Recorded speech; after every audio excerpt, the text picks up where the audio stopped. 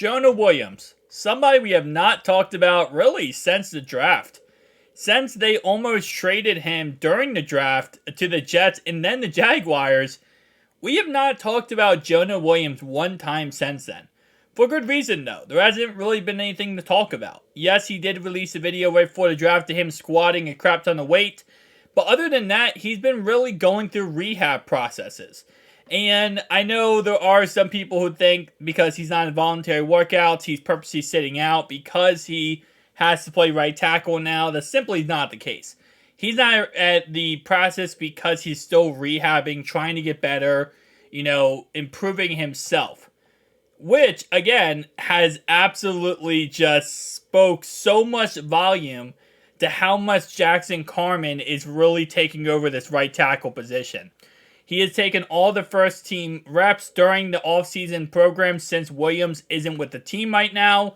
Obviously, Collins has shown some, on the field action during his rehab process where he was going against, I forget exactly who it was, but he was going against the one of the trainers, and he looked good. He looks like he's healthy. He looks like he'd come back, maybe not, in preseason, but definitely by week 1 of the regular season. So Jackson Carman's looking good. He's taking first team reps. Collins is healthy. Well, when is Jonah Williams going to be back, right? Because right now, this is all voluntary workouts at this moment in time. And currently, Bengals head coach Zach Taylor, all he describes his status is day by day, which, to be honest, is kind of how you have to take someone rehabbing from an injury like Jonah Williams was rehabbing from. Everything is day by day. It depends on how he's feeling, how much he's progressing, and again, you never know what's going to happen, especially when it comes to the rehab process.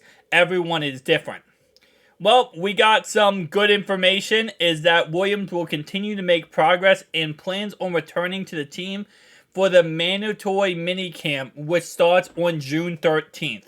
So in, roughly 11 days, we are going to see Jonah Williams back, ready to go, in Bengals uniform in the mandatory minicamp. So that's going to be interesting to see how much first team reps he actually gets at right tackle. Again, like I said, Jackson Carman has been impressing everybody.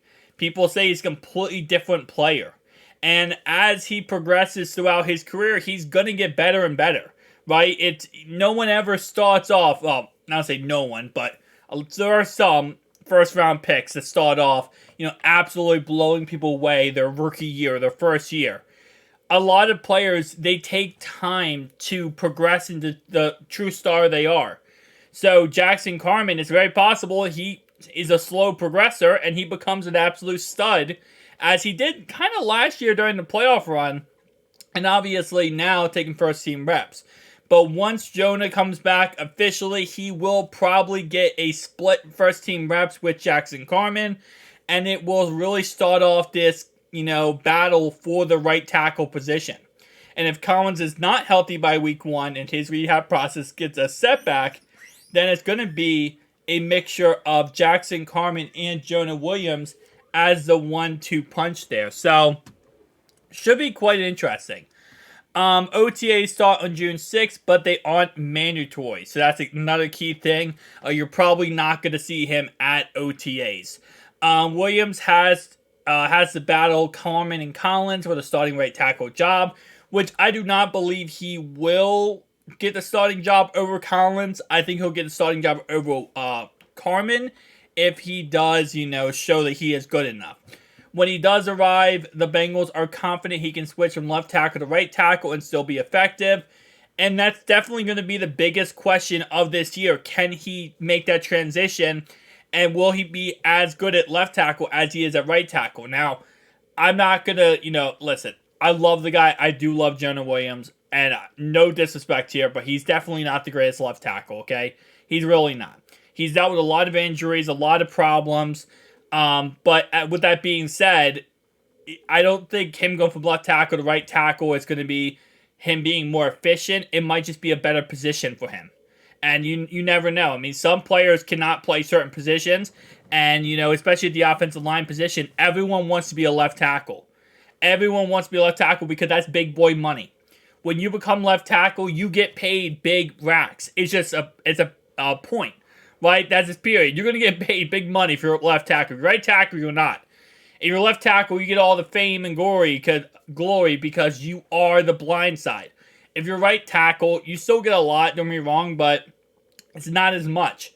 You know, when you really break it down, you got to think like, for the Bengals, for example, Anthony Munoz, right? When you think of the Cincinnati Bengals, a lot of people think of Hall of Famer Anthony Munoz. Willie Anderson was an amazing right tackle, an absolutely A-plus tier right tackle. But no, not many people think about him. They think about Anthony Munoz because Munoz was the blind side. He was the protector, right? So it honestly takes, in my opinion, you know, it takes a little bit more out of someone to be right tackle because now you're understanding that you're just part of the cog. You're another cog in the system, right?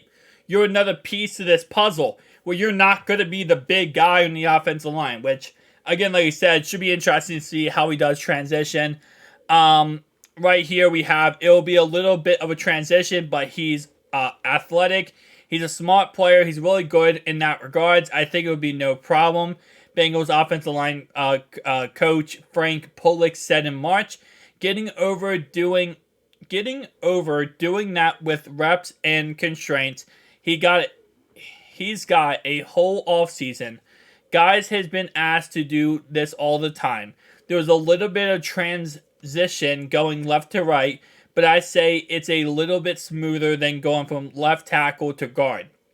But he's a good player. He's smart. He's athletic. He understands what he does best, and he's a technician type player. I think he can do it. And again, like I said, I've said this since the beginning. I think he can. I think he can become right tackle and be pretty efficient. I don't think he's going to beat out, Al Collins by any stretch of the imagination. And he's probably not getting a starting job if Collins is healthy.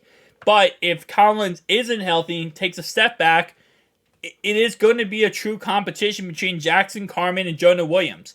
And, you have a former, first-round pick in Jonah Williams, former second-round pick in Jackson Carman. So, both these guys have heavy draft capital invested into them.